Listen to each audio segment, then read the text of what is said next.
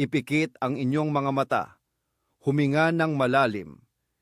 Isiping nakatayo kayo sa gitna ng isang malawak at malamig na disyerto, sa ilalim ng dambuhalang simboryo ng nagniningning na kalangitan. Maririnig nyo ang marahang bulong ng hangin sa mga butil ng buhangin. Naisip nyo ba na ang buhangin sa inyong paanan ay maaaring may itinatagong mga sikretong kayang baligtarin ang buong pag-unawa natin sa kasaysayan? Ngayon, pag-uusapan natin ang isang bagay na hindi kapani-paniwala. Sanay tayong isipin na ang mga sandatang nuklear ay nalikha lamang noong kalagitnaan ng ika-20 siglo. Pero paano kung hindi ito totoo?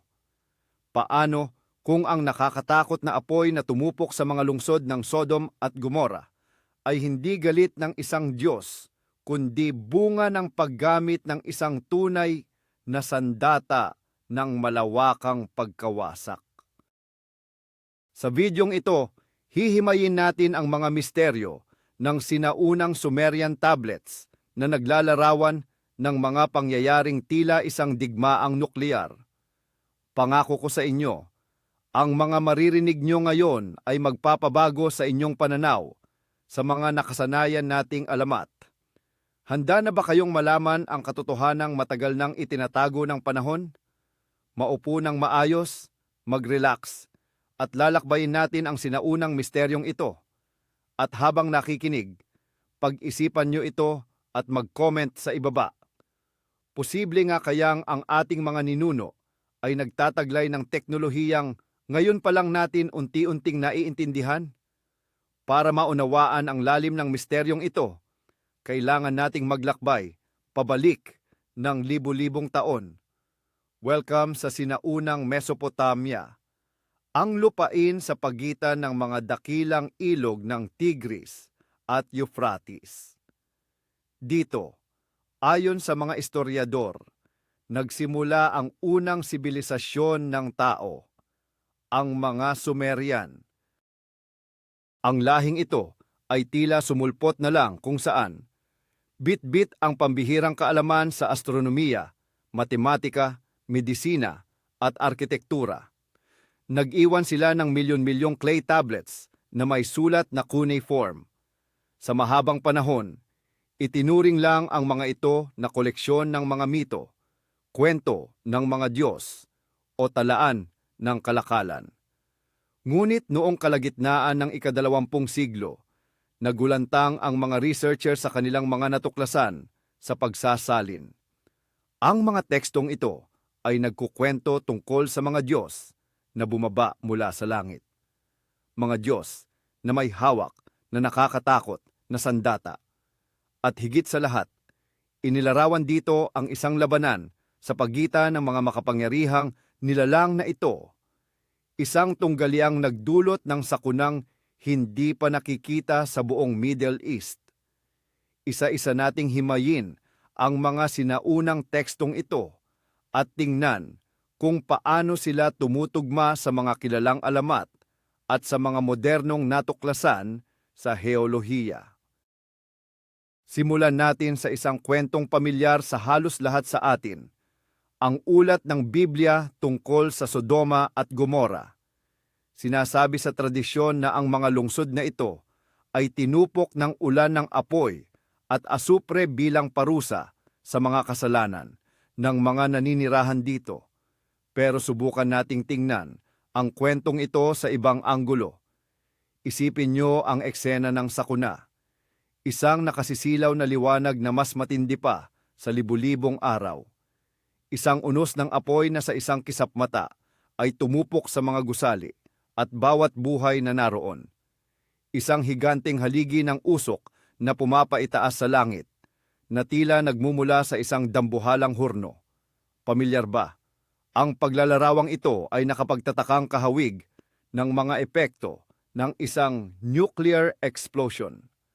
Sa loob ng mahabang panahon, naniniwala ang marami na ito ay isa lamang matalinhagang simbolo o kaya naman ay pinalabis na paglalarawan ng pagputok ng isang bulkan. Ngunit dito tayo magkakaproblema.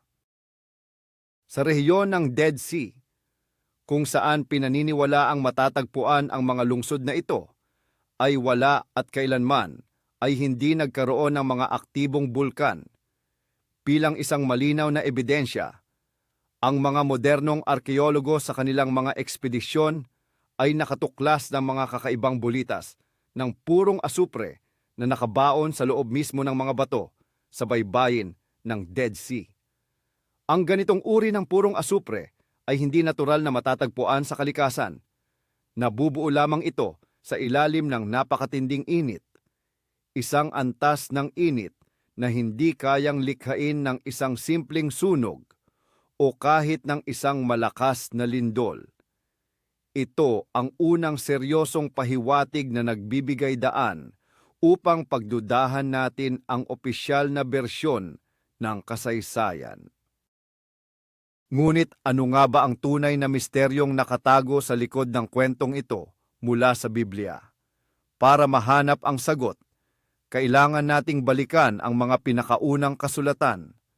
Ang Biblia, sa kabila ng kadakilaan nito, ay isang tekstong dumaan sa paulit-ulit na pag-i-edit at pagsasalin sa loob ng maraming siglo. Ngunit ang mga clay tablet ng mga Sumerian na napatibay ng apoy ng panahon ay nakarating sa atin sa kanilang orihinal na anyo. Mas matanda ang mga ito ng libu-libong taon kaysa sa mga teksto ng Biblia. Sa mga tablang ito, makikita ang detalyadong paglalarawan ng mga kaganapang nagpauna sa pagkagunaw ng mga lungsod sa kapatagan. Tinatawag ng mga Sumerian ang mga Diyos na ito na Anunnaki. Ayon sa salin ng ilang mga eksperto, sumiklab ang isang malupit na digmaan para sa kapangyarihan sa pagitan ng mga angkan ng mga makapangyarihang nilalang na ito. At sa gitna ng labanang ito, napagpasyahan nilang gamitin ang isang sandata na itinuturing na huling alas. Isang malaking pagkakamali ang isipin na ang mga sinaunang tao ay atrasado at tanging mga espadang tanso lamang ang gamit sa giyera. Isang malinaw na patunay na nagpapabulaan dito ay ang Epic of Era. Sa tekstong ito, nagpasya ang Diyos na si Era na gamitin ang tinatawag na sandata ng kilabot. Inilalarawan ang sandatang ito bilang isang bagay na walang katulad, nakatago sa isang sikretong lugar, at naglalabas ng nakasisilaw na liwanag. Hindi ito tunog espada o sibat. Ito ay parang paglalarawan ng isang napakamoderno at high-tech na armas. Simulan natin sa pinakaugat. Paano nga ba inilarawan ng mga Sumerian ang paggamit ng sandatang ito? Ayon sa mga sinaunang kasulatan, bago pa man tumama ang hagupit, nilisan na ng mga Diyos ang kanilang mga lungsod gamit ang mga sasakyang lumilipad. Alam nilang may darating na sakunang hindi na mababawi pa. Sa epiko ni Era, may mga linyang nakakapangilabot sa sobrang pagiging detalyado nito.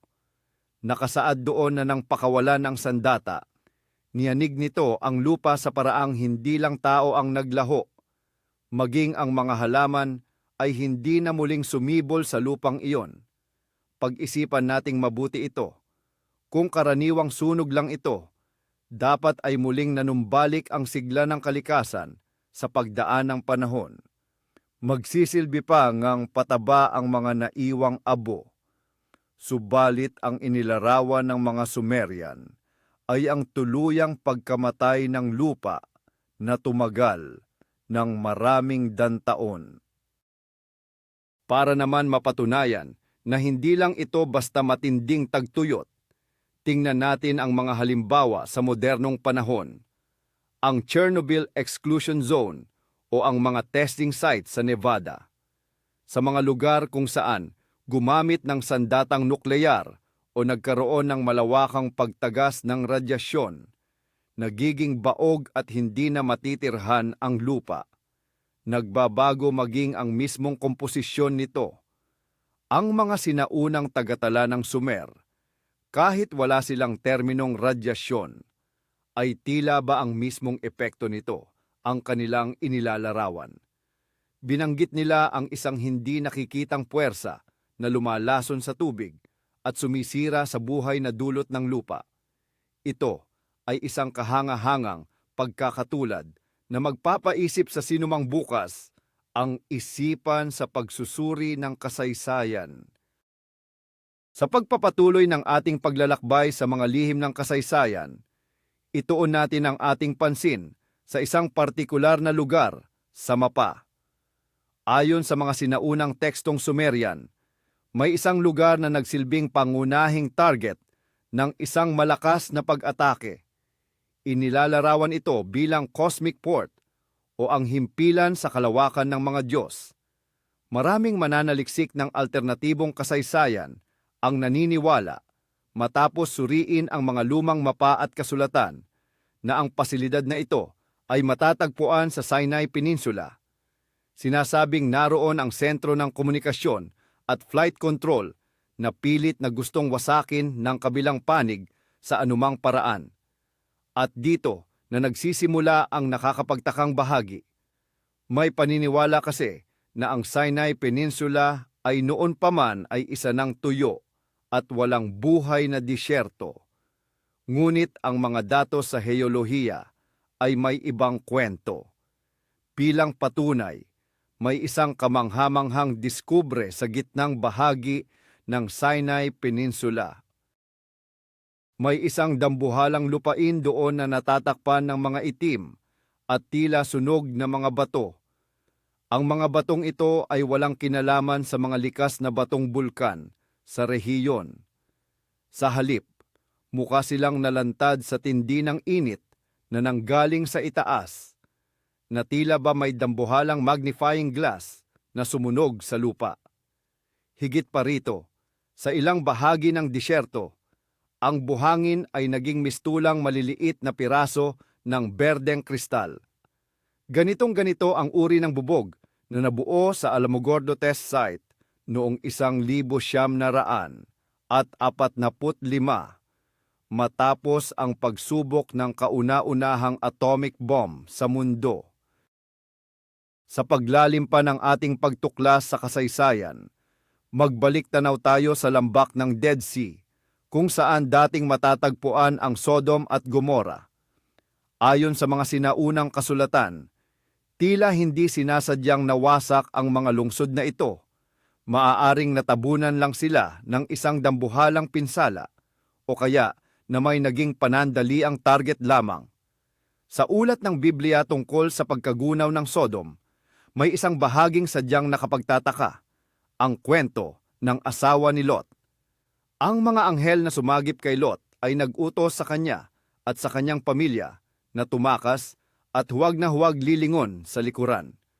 Ngunit sumuway ang asawa ni Lot. Lumingon siya upang masaksihan ang pagkawasak ng kanilang tahanan.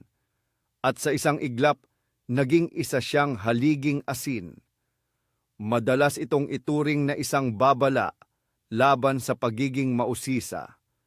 Pero subukan nating suriin ito sa anggulo ng pisika. Isang malinaw na halimbawa nito ay ang epekto ng matinding liwanag mula sa isang pagsabog nukleyar. Kapag ang isang tao ay nasa sapat na distansya mula sa sentro ng pagsabog at direktang tumingin sa nakasisilaw na liwanag, hindi lang siya basta mabubulag. Ang napakataas na temperatura ay agad na magpapatuyo at magpapasingaw sa lahat ng tubig sa kanyang katawan. Dahil ang katawan ng tao ay 70% tubig, kapag bigla itong naglaho, ang matitira na lamang ay mga mineral, asin at calcium. Ang asawa ni Lot ay hindi literal na naging asin na pampalasa. Ang kanyang katawan ay dumanas ng mabilisang crystallization at pagkatusta dahil sa tindi ng bugso ng init. Inilarawan ito ng mga sinaunang tao sa tanging paraang alam nila na siya ay naging isang maputing haligi ng mga mineral. Ngunit ang epekto ng pagsabog na ito ay hindi lamang nagtapos sa Sinai Peninsula at sa dagat na patay. Dito na tayo papasok sa pinakamalagim na bahagi ng mga talaang Sumerian. Ang hanging nagmula sa kanluran ay nagdala ng isang hindi nakikitang kamatayan patungo sa silangan, direkta sa mga masisiglang lungsod ng Sumer. Sa mga sinaunang kasulatan, tinawag ang pangyayaring ito na masamang hangin. Hindi lamang ito isang talinghaga. Nakapangingilabot ang detalye ng pagkakalarawan dito sa mga lumang teksto. Ang masamang hangin ito ay hindi nagpabuwal ng mga puno o nagpaguho ng mga pader.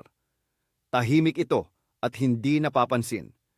Ngunit saan man ito dumaan, bigla na lamang bumubagsak at namamatay ang mga tao sa gitna ng lansangan. Alisin natin ang maling akala na isa lamang itong epidemya ng peste o kolera. Ang mga sakit ay unti-unting kumakalat at may ibang mga sintomas. Isang malinaw na paglalarawan sa masamang hangin ay matatagpuan sa panaghoy para sa Ur. Ayon sa tekstong ito, ang mga tao ay umuubo ng dugo, ang kanilang balat ay natatakpan ng malalalang sugat, nalalagas ang kanilang buhok, at tila nasusunog ang loob ng kanilang katawan kahit wala namang apoy sa labas. Ang tubig sa mga ilog ay naging mapait at malason. Walang sinuman ang nakaligtas. Maging ang mga Diyos na nananatili sa kanilang mga templo ay napilitang tumakas sa sobrang takot dahil ang hindi nakikitang sandatang ito ay walang pinipili. Ang inilalarawan ng mga Sumerian ay hindi isang karaniwang sakit. Ito ay ang mga klasiko at tumpak na sintomas ng malalang acute radiation sickness na dulot ng radioactive fallout. Isipin niyo ang matinding sindak na naramdaman ng mga tao sa isang sinaunang higanting lungsod. Ang lungsod ng Ur ang itinuturing na hiyas ng sibilisasyon noon. Naglalakihang mga ziggurat, masiglang mga pamilihan, at malalagong hardin. Pero bigla na lang, nang walang anumang babala, nagdilim ang langit at isang hindi nakikitang sumpa ang bumalot sa buong lungsod. Punong-puno ng pait at pighati ang mga kasulatan ng panaghoy para sa Ur.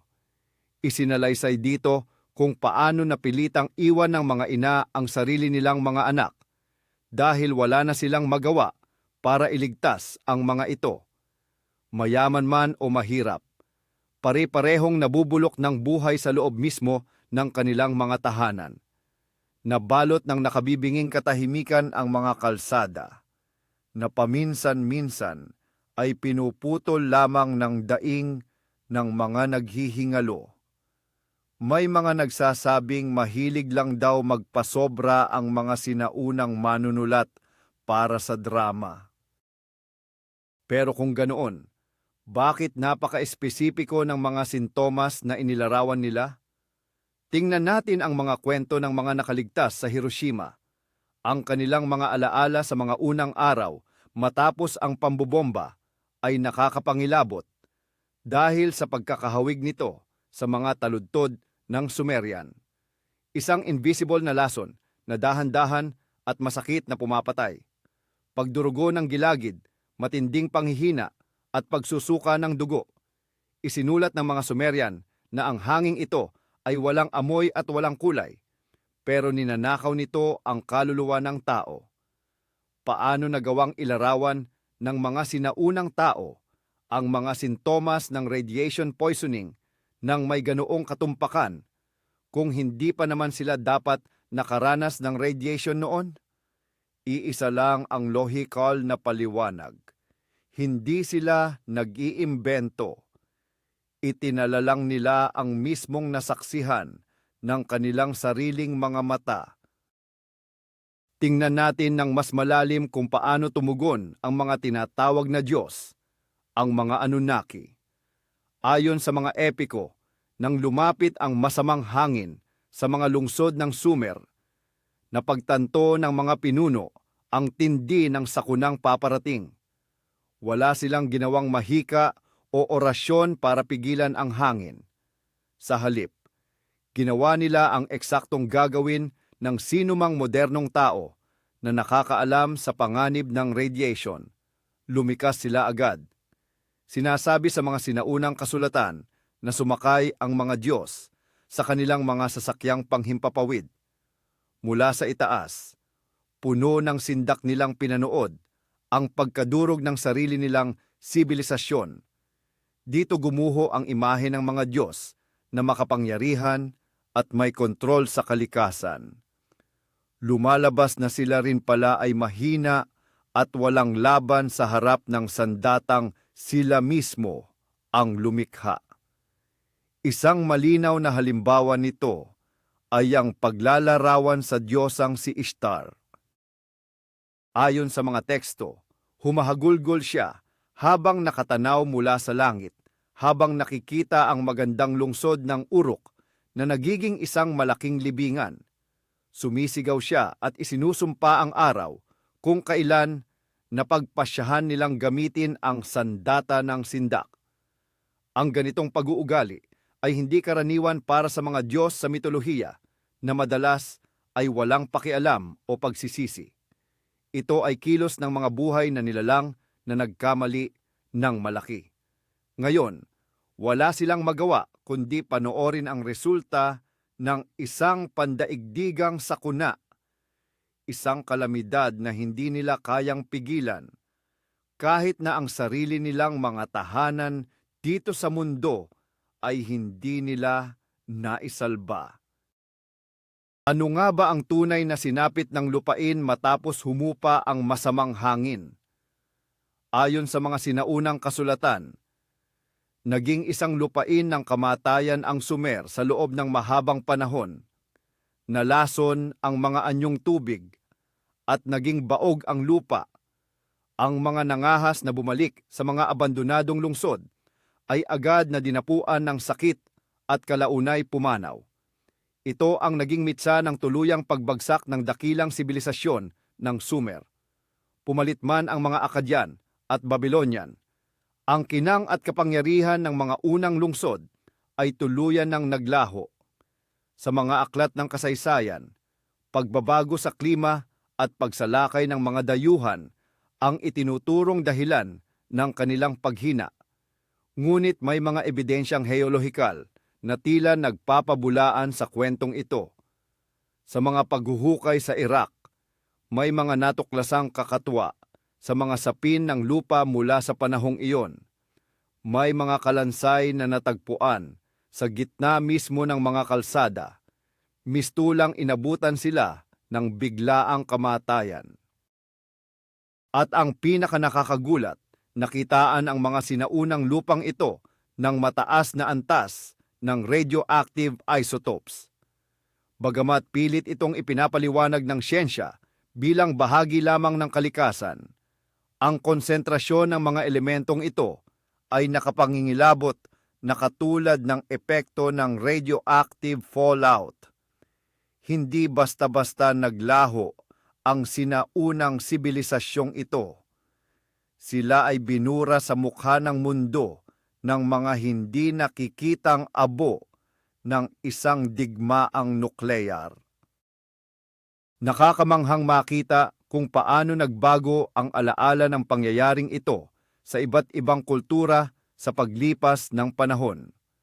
Ang inilarawan ng mga Sumerian bilang isang digmaan ng mga advanced na nilalang at pagkakaroon ng radiation ay unti-unting naging mga doktrina ng relihiyon. Sa mga sinaunang Hudyo, ang kwentong ito ay naging kasaysayan ng Sodoma at Gomora. Ang mga nakakatakot na sandata ay naging banal na apoy mula sa langit at ang masamang hangin ay naging mga anghel ng kamatayan.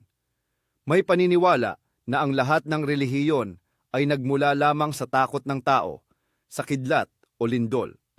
Ngunit ang mga sinaunang tekstong ito ay nagpapakita ng ibang proseso, kung paano ang mga teknikal na detalye ay nagiging mistikal. Ang dating paglalarawan ng isang nuclear explosion ay naging nakakasilaw na liwanag ng mukha ng Diyos. Ang radiation na hindi nakikita ay naging puot ng may kapal na nagpaparusa sa mga makasalanan. Binago ng mga sinaunang pari ang kasaysayan upang gamitin ito bilang tool sa pagkontrol ng asal ng mga tao. Sinabi nila, huwag kayong magkasala, kundi ay susunugin kayo ng apoy mula sa langit gaya ng nangyari sa Sodoma. Subalit ang mga orihinal na teksto ng mga Sumerian ay walang halong pangangaral. Ang mga ito ay mababasa bilang isang seryoso at nakakapangilabot na ulat tungkol sa digmaan, paggamit ng malalakas na sandata, at isang malawak na sakuna sa kalikasan. Sa mga tekstong iyon, walang banal o makasalanan, pawang mga biktima lamang ng isang malupit at makapangyarihang armas. Ngayon, balikan naman natin ang heolohiya at silipin ang iba pang bahagi ng ating mundo. Kung totoo ngang may ginamit na sandatang nuklear noong unang panahon, hindi lang dapat sa gitnang silangan may maiiwang bakas. At ang totoo, mayroon nga tayong mga ebidensya. Guguho ang paniniwala nating mabagal at simple lang ang pag-unlad ng sinaunang mundo kapag nakita natin ang mga vitrified fort sa Scotland. Ang mga ito ay sinaunang kutang bato na ang mga pader ay natunaw at naging mistulang salamin. Napakatindi ng init na kailangan para matunaw ang granite, isang init na hindi kayang likhain ng simpleng apoy o karaniwang sunog lang. Isa pang malinaw na halimbawa ay ang lambak ng Indus River at ang lungsod ng Mohenjo-daro. Ang sinaunang lungsod na ito ay nawasak sa isang kisap mata. Ang mga kalansay doon ay natagpuang nakahandusay sa mga kalye, magkakahawak kamay, na tila ba bigla na lang silang inabutan ng isang nakakasilaw na pagsabog. Sa mismong sentro ng pagkawasak ng lungsod na ito, ang mga bato ay natunaw, gaya ng makikita sa Sinai o sa mga disyerto ng Nevada. Ang mas nakakagulat, ang level ng radiation sa mga buto ng ilang kalansay sa Mohenjo-daro ay mas mataas ng 10 beses kaysa sa normal. Ang mga sinaunang teksto ng India, gaya ng Mahabharata, pati na ang mga tabletang Sumerian, ay naglalarawan sa sandata ng mga Diyos. Sinasabing kasing ningning ito ng libu-libong araw, at pagkatapos ng pagsabog nito, ay nalalagas ang buhok at kuko ng mga tao. Nakakamangha, hindi ba? Magkakaibang kontinente, magkakaibang kultura, pero iisa ang paglalarawan nila sa iisang uri ng high-tech na kamatayan. Paano nga ba tumutugon ang modernong siyensya sa lahat ng mga pagkakataon na ito? Sa madaling salita, mas pinipili ng mga eksperto na baliwalain o pagtawanan na lamang ang mga teoryang ito. Mayroong matagal ng paniniwala na ang mga salin ng mga tekstong Sumerian, gaya ng mga ginawa ni Zecharia Sitchin, ay purong imahinasyon lamang at walang halaga sa agham. Para sa mga tradisyonal na linguist, ang mga tekstong ito ay pawang mga talinghaga lamang. Kapag inilarawan ng mga Sumerian ang isang sandata ng lagim na tumutupok sa laman ng tao, sasabihin ng mga akademiko na isa lamang itong matulaing paglalarawan ng isang malakas na bagyo. Pero isipin natin ito, kung magbabasa tayo ng ulat tungkol sa pagbagsak ng isang meteorito, hindi natin ito ituturing na simbolo lang ng isang lumilipad na bato. Tatanggapin natin ito ng literal. Bakit nga ba kapag ang mga sinaunang teksto na ang naglalarawan ng mga teknikal na proseso, pilit natin itong itinuturing na kwentong bata? Ang totoo, ang pag-amin na mayroong isang advanced na sibilisasyon noong unang panahon ay nangangahulugang kailangang baguhin at isulat muli ang lahat ng aklat ng kasaysayan. Gigibain nito ang nakasanayang teorya na ang tao ay nagmula sa pagiging simple, patungo sa pagiging moderno.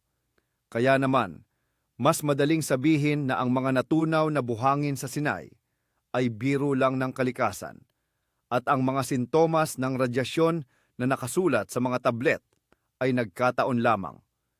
Ngunit para sa mga may bukas na isipan, ang mga Sumerian tablet na ito ay tila isang malakas na sigaw mula sa nakaraan. Isang babala tungkol sa mga bagay na minsan nang naganap. Damhin nating muli ang katahimikan ng gabi habang pinagninilayan ang tindi ng mga nakatala sa mga sinaunang tabletang ito. Ang pagkagunaw ng Sodom at Gomora ay maliit na bahagi lamang ng isang mas malawak na digmaan sa buong mundo. Binabanggit sa mga tekstong Sumerian ang iba't ibang uri ng sandata, hindi lamang ang mga naglalabas ng radyasyon. May mga paglalarawan doon ng mga sinag na kayang humiwa ng bato at mga sasakyang lumilipad ng mas mabilis pa sa bilis ng tunog. Pinapabulaanan nito ang sabi-sabi na ang mga piramide at sigurat ay itinayo lamang sa pamamagitan ng mga paet na tanso at libu-libong alipin. Isang malinaw na patunay nito ay ang mga dambuhalang monolit sa Baalbek na matatagpuan sa Lebanon ngayon. May mga blok ng bato roon na tumitimbang ng 1,000 tonelada na saktong-sakto ang pagkakagupit at pagkakalapat sa isa't isa. Hanggang ngayon, wala pang modernong crane ang may kakayahang bumuhat ng ganoon kabigat. Sa mga tekstong Sumerian, ang mga lugar na ito ay tinatawag na lunsaran ng mga Diyos. At makatuwirang isipin na ang isang sibilisasyong kayang maglipat ng libu-libong toneladang bato gamit ang teknolohiyang hindi natin maunawaan, ay tiyak na may kakayahan din sa pagpapasabog ng atomo. Magkaugnay ang dalawang ito. Ang mataas na antas ng konstruksyon ay nagpapatunay ng malalim na kaalaman sa larangan ng pisika. Ang isa sa mga pinakanakakakilabot na bahagi ng kwentong ito ay kung gaano kalalim ang naging pag-unawa ng mga Sumerian sa kalikasan ng isang hindi nakikitang panganib. Sa epiko ni Era, may isang tagpo kung saan sinubukan ng mga Diyos na pigilan ang pagkalat ng tinatawag nilang masamang hangin. Nag-utos silang ilak ang mga pinto at takpan ng luwad ang bawat siwang ng mga bintana. At dito, nagiging kapansin-pansin ang lahat. Ang paniniwalang itinuring lang nila, itong sumpa ng mga demonyo ay biglang guguho dahil sa simpleng utos na ito. Kung ang kalaban ay mga masasamang espiritu, ang payo sana nila ay magdasal o mag-alay ng sakripisyo.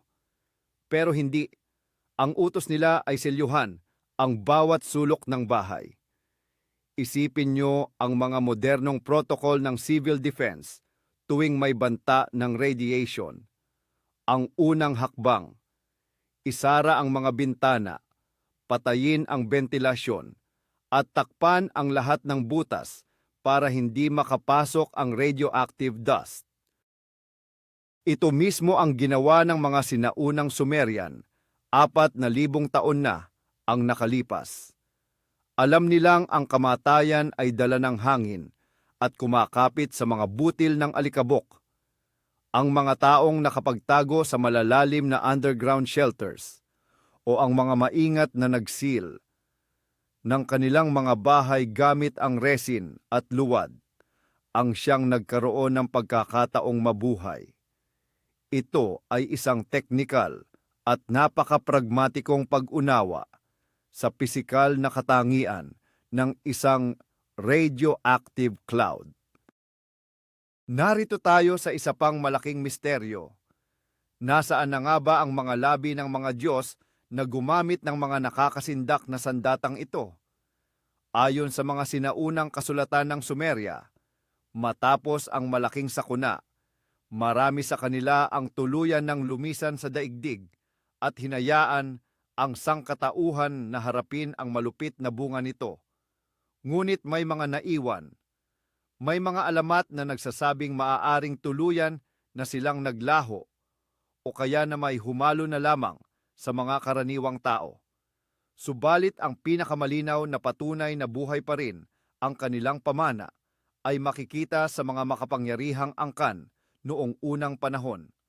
Ang mga haring ito ay iginiit na sila ay direktang nagmula sa lahi ng mga Diyos, mula sa mga paraon ng Ehipto, mga pinuno ng Babylon, hanggang sa mga hari ng sinaunang India. Lahat sila ay nagpahayag na ang kanilang dugo ay hindi tagalupa, kundi banal. Marahil, sila ang mga inapo ng mga nilalang na may hawak ng mga nakakasindak na teknolohiyang iyon. Dahil sa pagkawasak ng buong sistema, tuluyan nang naglaho ang kanilang mga kaalaman at muling nabaon ang mundo sa isang madilim na yugto ng kasaysayan. Ang mga nakaligtas ay sa pilitang nagsimula muli mula sa wala. Ang tanging natira sa kanilang alaala ay ang mga pira-pirasong kwento tungkol sa mga dambuhalang makinang lumilipad at ang nakakatakot na apoy na tumupok sa lahat. Tayong mga tao sa kasalukuyan ay maaaring mga inapo ng mga nakaligtas sa sinaunang nuclear winter na iyon, mga taong unti-unting muling bumuo ng sibilisasyon mula sa mga abo ng isang dakilang nakaraan na tuluyan ng nabaon sa limot. Habang dahan-dahan kang dinadala ng iyong antok, isipin mo ang marahang pagbagsak ng radyoaktibong alikabok sa mga guho ng dakilang Ur at Uruk. Unti-unting nawawala ng tao ang mga lungsod. Nilalamon ng mga buhangin ng disyerto ang bawat kalsada. Pilit na itinatago ang mga bakas ng isang malagim na trahedya. Dahan-dahang binabawi ng kalikasan ang lahat, ngunit ginagawa niya ito ng walang pagmamadali. Lilipas ang daan-daang taon bago muling tumapak ang mga lagalag sa lupaing ito. Ang makikita na lamang nila ay ang naglalakihang mga burol kung saan nakabaon ang mga patay na lungsod, at mula rito ay bubuo sila ng mga alamat. Makakahanap sila ng mga batong tila kristal at gagawin itong mga agimat, lingid sa kanilang kaalaman. Ito pala ay ang nanigas na apoy ng kamatayan. Burahin na natin ang maling akala na lahat ay winawakasan ng panahon. Sa halip, ang panahon ang nag-iimbak ng katotohanan para sa mga handang humanap nito. Isang halimbawa nito ay ang mga tabletang luwad. Ang apoy na dapat sana ay tumupok sa mga ito ang siya pang nagpatigas sa putik upang maging tila bato. Iningatan ng apoy ang mga sulat para sa kawalang hanggan. Nakapagtataka, hindi ba? Ang mismong apoy na pumatay sa isang sibilisasyon ang siya ring nagligtas sa kanilang huling mga sigaw para sa saklolo. Ang mga tabletang ito ay nanatiling nakabaon sa lupa sa loob ng libu-libong taon, naghihintay sa sandaling muling matuklasan ng sangkatauhan ang enerhiyang atomiko, upang sa wakas ay maunawaan natin kung ano nga ba ang tunay na isinisigaw ng mga sinaunang Sumerian. Naitanong niyo na ba sa inyong sarili, bakit kaya ngayon lang naging ganito kainit ang paksang ito? Marahil, dahil nasa bingit tayo ng parehong sitwasyon na hinarap ng mga Anunnaki libu-libong taon na ang nakalipas. Nakapag-imbak na tayo ng mga sandatang kayang wasakin ang mundo ng paulit-ulit. Isang mapanganib na paniniwala na ang modernong tao ay masyado ng matalino para gamitin ang mga armas na ito. Nagtitiwala tayo sa mga kasunduan at sistema ng pagpipigil. Pero ang totoo, ang walang katapusang gulo at krisis sa iba't ibang panig ng mundo ang nagpapatunay kung gaano karupok ang ating kalagayan. Siguro, inakala rin ng mga sinaunang Diyos ng Sumer na kontrolado nila ang lahat. Sa Epic of Era, isinalaysay ang mahabang pagtatalo bago nila tuluyang ginamit ang kanilang mga armas. Nag-alinlangan sila. Alam nila ang magiging bunga nito, pero sa huli, nadaig ng takot na mawalan ng kapangyarihan ang kanilang katuwiran. Napindot ang buton. Pinakawalan ang mga sandata ng lagim. Sa pagbabasa ng mga sinaunang tekstong ito, para tayong humaharap sa salamin. Ang kwento ng Sumer tungkol sa isang digmaang nuklear ay hindi lang basta kwentong pambata. Ito ay isang babalang ipinadala sa atin mula sa malalayong panahon. Isang paalala na ang makabagong teknolohiya ay hindi garantiya ng karunungan at ang isang buong sibilisasyon ay kayang maglaho at maging abo sa loob lang ng isang araw. Isipin niyo ang isang arkeologo noong ika-11 na siglo. Sa gitna ng dilim at gamit lang ang liwanag ng lamparang gas, unti-unti niyang binabasa ang mga sinaunang sulat kuneiporme. Isinasalin niya ang mga kataga tungkol sa apoy mula sa langit at isang sakit na hindi nakikita. Hindi siya makapaniwala sa kanyang nababasa. Para sa kanya, tila isang katang-isip lang ito, dahil noong panahong iyon, hindi pa natutuklasan ang konsepto ng radioactivity. Ngunit para sa atin, na nasa ika-21 siglo na, ang bawat salitang nakaukit sa mga tabletang ito ay may malinaw at nakakapangilabot na kahulugan. At para tuluyang mapatunayan na hindi ito basta nagkataon lang, suriin natin ang kanilang wika. Ang mga salitang Sumerian na naglalarawan sa epekto ng masamang hangin ay sadyang kakaiba. Wala silang katulad sa anumang paglalarawan ng mga karaniwang sakit noong panahong iyon. Napilitan silang bumuo ng mga bagong terminolohiya para sa isang bagay na kailanman ay hindi pa nila naranasan. Ang pagkabulok ng laman habang buhay pa ang tao, ang pagkamatay ng mga anyong tubig, at ang hindi nakikitang lason sa hangin. Ito ang mga salita ng mga taong desperadong itala ang isang misteryoso, ngunit malinaw na teknolohikal na trahedya. Iniwan nila sa atin ang mga kasulatang ito sa pag-asang balang araw may makakabasa at makakaunawa sa kanila. Naghangad sila na sana hindi na natin maulit ang kanilang naging malagim na pagkakamali. Magpahinga muna tayo at hayaang ilarawan ng ating imahinasyon kung paano muling bumangon ang daigdig.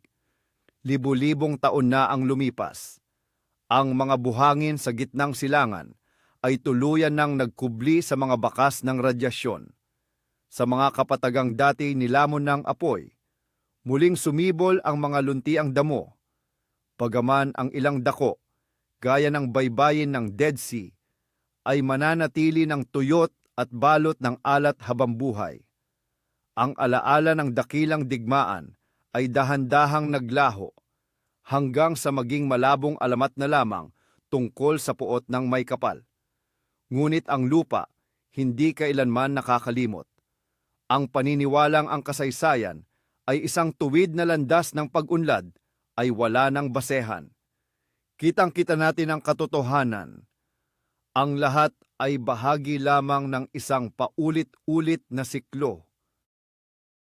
Ang mga dakilang imperyo ay sumisikat, inaabot ang rurok ng kanilang teknolohiya, at pagkatapos ay nilalamon ng apoy, ng digmaan o sakuna, at ang tanging naiiwan ay mga guho at alamat.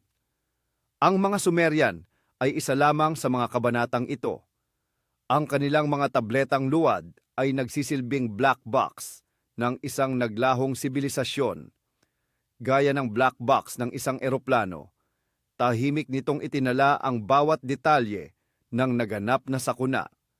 Nabasa na natin ang kanilang mga lihim. Narinig na natin ang kanilang tinig mula sa kailaliman ng panahon. Ang tanong na ngayon, ano ang gagawin natin sa kaalamang ito? Matututo ba tayo sa tunay na sinapit ng Sodom at Gomora? O patuloy lang nating ituturing ang lahat ng ito bilang isa lamang lumang kwento? Sa pagtatapos ng ating paglalakbay sa sinaunang Mesopotamia, hayaang maging kalmado at banayad ang iyong paghinga. Ligtas ka na ngayon sa iyong panahon. Ang mga lihim ng nakaraan ay mananatili na lamang doon, nakabaon sa ilalim ng mainit na buhangin ng disyerto.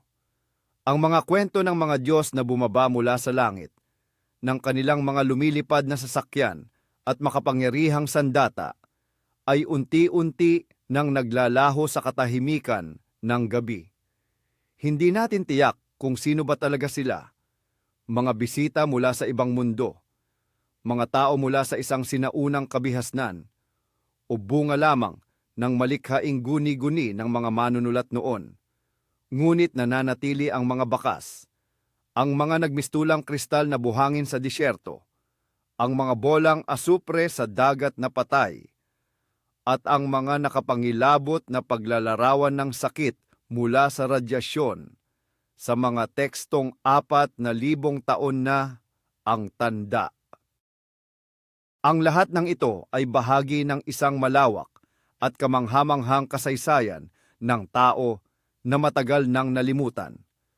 Hayaang dalhin ka ng mga misteryong ito sa isang malalim at mahimbing na tulog. Isang panaginip kung saan malaya kang makapaglalakbay sa panahon, pinagmamasdan ang kadakilaan at mga trahedya ng nakaraan mula sa malayo, habang dahan-dahang napagtatanto ang halaga at ganda ng ating buhay sa kasalukuyan. Ganito katindi at katakot-takot ang mga lihim na nakatago sa mga sinaunang clay tablet ng mga Sumerian.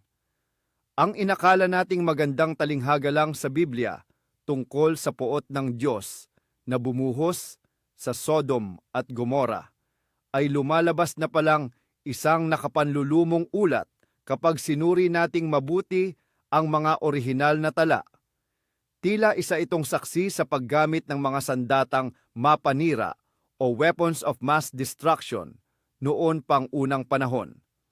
Nasubaybayan natin ang kwento mula sa mga misteryosong natunaw na buhangin sa Sinai hanggang sa nakapangingilabot na paglalarawan ng radiation sickness sa Lament for Ur. Aminin natin, isa itong malaking pagbabago sa kung paano natin tinitingnan ang ating kasaysayan. Mukhang hindi tayo ang unang sibilisasyon sa mundong ito na natutong mag-split ng atom, at nakalulungkot isipin na hindi rin tayo ang naunang gumamit ng puwersang ito para pumatay ng kapwa-tao.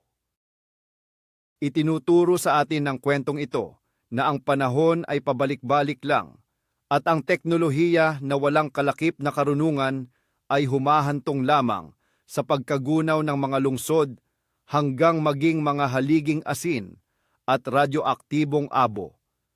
Sana ay naging kawili-wili ang paglalakbay nating ito sa mga misteryo ng Mesopotamia at nakatulong para kayo ay makapag-relax bago matulog. Maraming salamat sa pagsama sa akin at sa panunood hanggang sa dulo. Kung nagustuhan nyo ang makasaysayang investigasyong ito, paki-subscribe sa ating channel para hindi nyo mapalampas ang mga susunod nating kwento bago matulog. Paki-like na rin ang video na ito. Malaking tulong po ito para lumago ang ating channel. Ngayon, heto ang tanong ko sa inyo. Sa tingin nyo, sino nga ba talaga ang mga Anunnaki? Sila ba ay isang napakaabanteng sibilisasyon mula sa ating sariling nakaraan o mga bisita mula sa ibang planeta? I-share nyo ang inyong opinyon sa comment section. Excited akong basahin ang mga ito. Magandang gabi sa inyong lahat at sana ay mapanaginipan nyo ang mga magagandang misteryo ng mundo.